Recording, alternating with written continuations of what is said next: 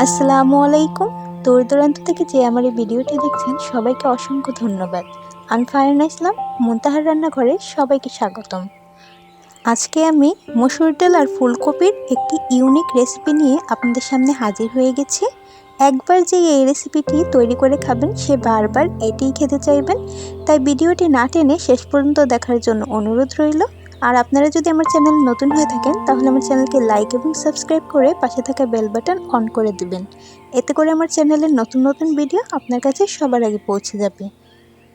প্রথমেই আমি রেসিপিটি তৈরি করার জন্য এইখানে ফুলকপি নিয়ে নিয়েছি আর হাফ কাপ পরিমাণ নিয়ে নিয়েছি মুসুরির ডাল।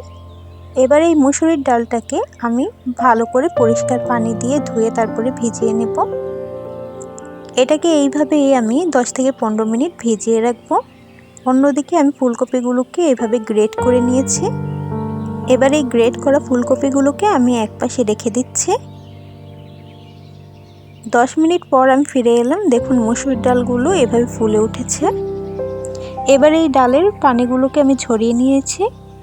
এরপর মিক্সারে জারের মধ্যে এই ডালগুলোকে আমি নিয়ে নেব। এই ডালগুলোকে ভালো করে ব্লেন্ড করে নেব।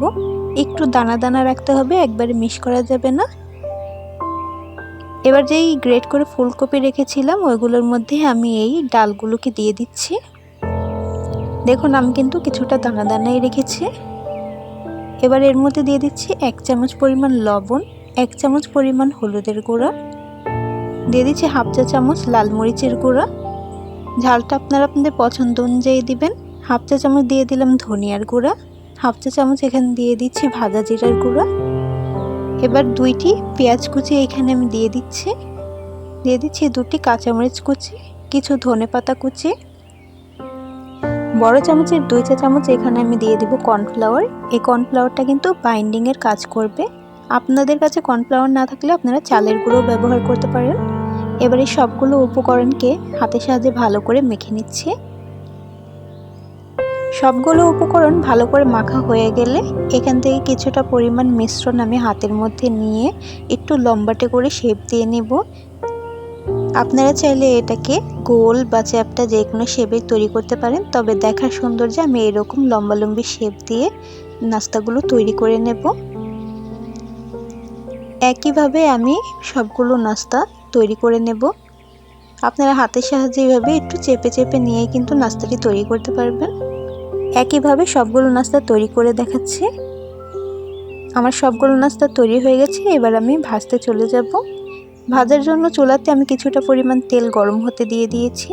তেলটা যখন গরম হয়ে আসবে তখন এক এক করে এই নাস্তাগুলো এর মধ্যে দিয়ে দিব। নাস্তাগুলো মিডিয়াম টু লো আঁচে ভাজবেন, না হলে কিন্তু ভেতরটা একদমই কাঁচা থেকে যায় আর উপর থেকে খুব তাড়াতাড়ি কালার চলে আসে। এই কারণে চুলার আঁচটা মিডিয়াম টু লোতে রেখে যদি আপনারা ভাজেন তাহলে উপরটাও সুন্দরভাবে ক্রিস্পি হবে আর ভেতরেও কিন্তু কাঁচা ভাবটা থাকবে না। তো আমি উল্টে পাল্টে চারপাশ থেকে ভালো করে কিন্তু ভেজে নিচ্ছি। চুলার আঁচটি মিডিয়াম টু লো আছে যখন এই নাস্তাগুলোকে ভাজবেন, দেখবেন নাস্তার কালারটি আস্তে আস্তে পরিবর্তন হয়ে আসবে।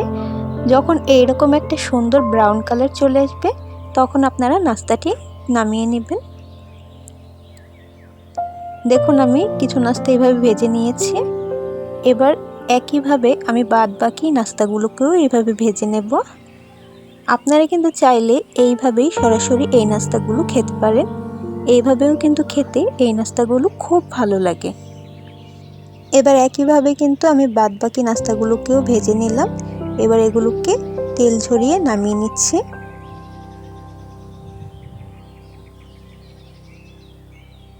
দেখুন আমার সবগুলো নাস্তা ভাজা হয়ে গেছে। এবার আমি মিক্সারের জারের মধ্যে 2টা বড় সাইজের পেঁয়াজ কুচি, 2টি টমেটো কুচি আর 2টা কাঁচামরিচ দিয়ে এগুলোকে ব্লেন্ড করে নেব। এবার ভাজার পরে চুলাতে যেই তেলটা রয়ে গেছে এর মধ্যে আমি 1 চামচ পরিমাণ গোটা জিরে দিয়ে দিব। এই জিরেটাকে আমি হালকা একটু ভেজে নেব। চুলার আঁচটি কিন্তু এই পর্যায়ে মিডিয়াম টু লোতেই রাখতে হবে। এবার যেই পেঁয়াজ, টমেটো আর কাঁচামরিচের একটা পেস্ট তৈরি করেছি ওইটা এর মধ্যে দিয়ে দিচ্ছি।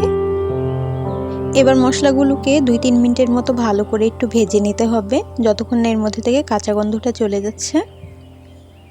2-3 মিনিট ভাজার পর এখানে দিয়ে দিলাম 1 চা চামচ লবণ, হাফ চা চামচ দিয়ে দিচ্ছি হলুদের গুঁড়া, 1 চামচ দিয়ে দিচ্ছি এখানে লাল মরিচের গুঁড়া।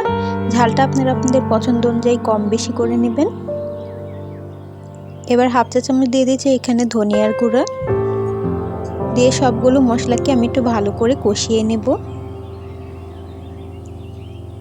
2-1 মিনিটের মতো লো আছে কিন্তু কষিয়ে নেবেন যাতে মশলাটা পুড়ে না যায়।